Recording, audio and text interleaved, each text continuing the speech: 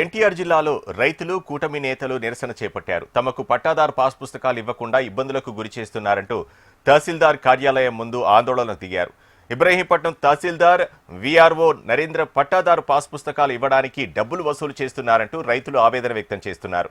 Collector పర్యటనలో ఉన్నాయంటూ లక్షల్లో డబ్బులు డిమాండ్ చేస్తున్నారని రైతులు ఆరోపించారు.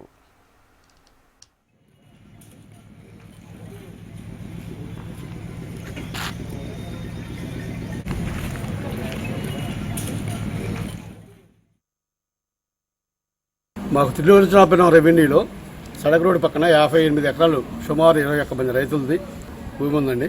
మాకు 2004 దాకా పట్టాదారు పాస్ పుస్తకాలు, రిజిస్టర్ డాక్యుమెంట్లు, కోఆపరేటివ్ లోన్లు, ట్రాక్టర్ లోన్లు, మాకు రుణమాఫీ కూడా జరిగిందండి. 2004 తర్వాత ఇది ఎరువురెడ్డి అని ఉద్దేశపూర్వకంగా పక్కన వేశారు. అప్పుడే ఎంఆర్ఓ శ్రీనివాస్ గారు మాకు లెటర్ ఇచ్చారండి. ఇది కలెక్టర్ గారికి అప్లై చేసుకునే లెటర్ ఇచ్చారు.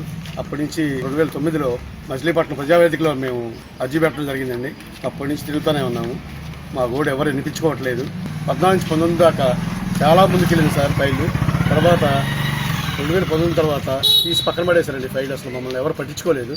మళ్ళీ 2024 తర్వాత మా ఎమ్మెల్యే గారు, మైలవరం ఎమ్మెల్యే శాసనసభ్యులు వసంత కృష్ణ ప్రసాద్ గారు మమ్మల్ని వెంట పెట్టుకొని కలెక్టర్ ఆఫీస్కి తీసుకెళ్లారండి. కలెక్టర్ ఆఫీస్లో మేము అర్జీ పెట్టామండి. అర్జీ పెట్టి వెంటనే లక్ష్మీ సాగర్ గారు ఎంఆర్ఓ ఇబ్రహీంపట్నం ఎంఆర్ఓ గారికి లెటర్ పంపించారు. ఈ రైతు సమస్య పరిష్కరించండి అని సీసీ చెత్తపట్ల వేసారండి. ఆయన కరెక్ట్ వేసి మీరు ఎవరో చెప్పుకోండి, ఎంత డబ్బులు ఇస్తారు, ఎంత పొలం ఇస్తారు, నాకు పొలం.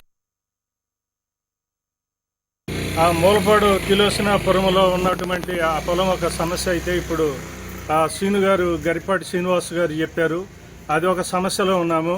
తర్వాత మూలపాడు రెవెన్యూలో ఒక 67 సెంట్లు ఉందండి నాకు స్థలం. నేను ఎప్పుడో 20 సంవత్సరాల నాడు కొనుక్కున్నాను. అది డాక్యుమెంట్ ఉంది, లింక్ డాక్యుమెంట్ ఉంది, పాస్బుక్ ఉంది, లింకు పాస్బుక్ ఉంది.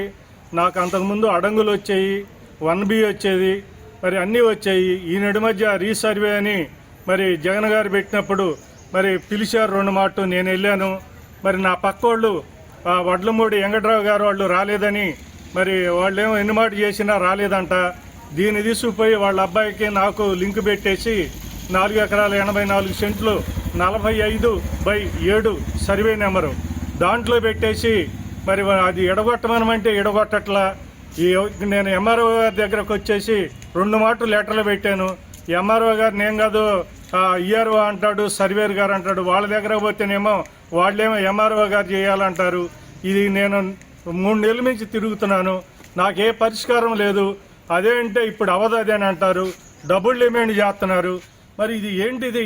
మేమేం చేయాలా? ఎవరికి